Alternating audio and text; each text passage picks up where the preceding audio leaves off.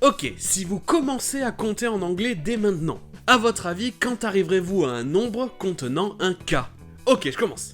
1, 2, 3, 4, 5... Ok, je vous laisse continuer, pendant ce temps, je vais faire un épisode.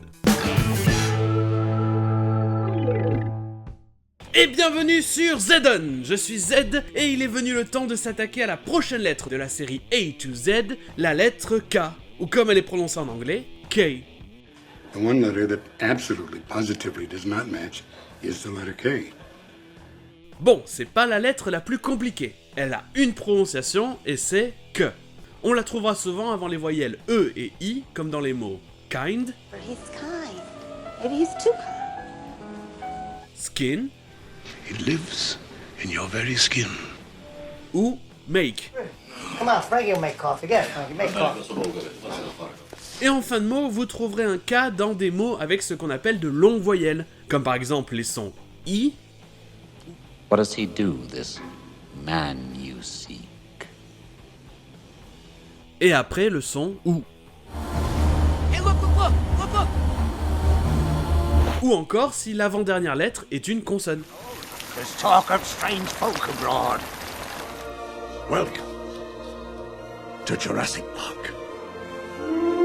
Mais si le son que est à la fin d'un mot avec une voyelle appelée courte, nous trouverons CK, qui se prononce aussi que.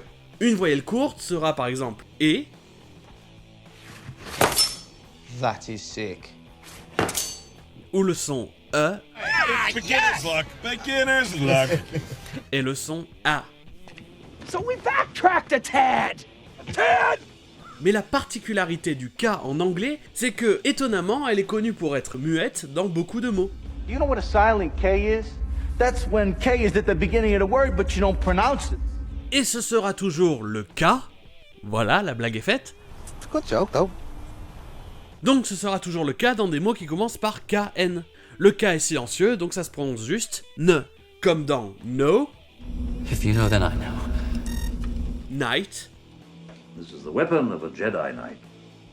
ou encore ni. Then I took an arrow in the knee. Et même chose dans les dérivés de ces mots. Comme par exemple unknown, qui vient de no, le K ne se prononce toujours pas. Night Fury. Speed unknown. Size unknown. Mais faites attention parce que vous pouvez trouver des mots avec KN à la suite, où le K se prononce. Mais c'est simplement parce que ce ne sont pas des dérivés d'un mot qui commence par KN, comme par exemple darkness ou sickness. C'est juste une coïncidence. Oh, you think darkness is your ally? Et ce K muet provient simplement du fait qu'il y a longtemps, le K était prononcé dans ces mots, Knight ou encore Knock. Mais au fil des années, le son K a disparu, probablement parce que c'était trop dur à prononcer, ou à cause de l'influence des langues latines. Will you knock it off? Ok, passons à quelques utilisations intéressantes du K en anglais. Un K-turn, c'est un demi-tour en 3 temps, parce que ça ressemble à un K.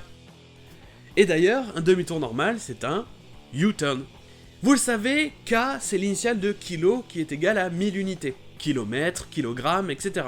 Et bien en anglais, vous entendrez souvent K pour dire 1000 de quelque chose. Très souvent, ce sera de l'argent. 10K, c'est 10 000 $ ou 10 000 livres ou autre. What you gonna pass? 10K. Et pour 1000 $, vous entendrez aussi souvent le terme grand. Ça vient du terme grand qui veut dire grand ou imposant, comme dans Grand Canyon.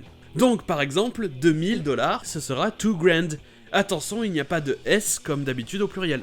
Got the money? $2,000. Et terminons avec un mot très courant en anglais avec la lettre K. OK. Est-ce que ce sont des initiales? Qu'est-ce qu'elles veulent dire? Est-ce que c'est l'opposé de KO comme je l'ai entendu une fois il y a longtemps et me suis dit oui pourquoi pas et j'ai continué à le croire? Voyons ça. En 1830, il était commun dans la région de Boston d'abréger plein d'expressions à leurs initiales dans un but humoristique. Par exemple, no go, ça devenait NG. Et OK était l'abréviation de All Correct, avec une orthographe qui s'approche plus de la phonétique.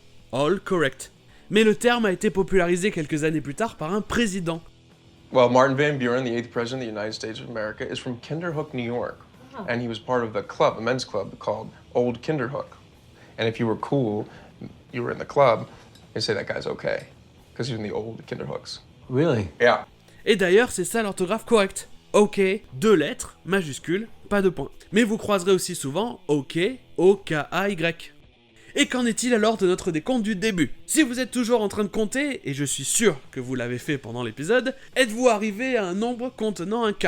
Si oui, il est possible que vous ne sachiez pas compter en anglais, car il n'y a aucun nombre en anglais contenant un K. Peu importe jusqu'à quel nombre vous allez. Okay. Crazy guy. I'm gonna go home now.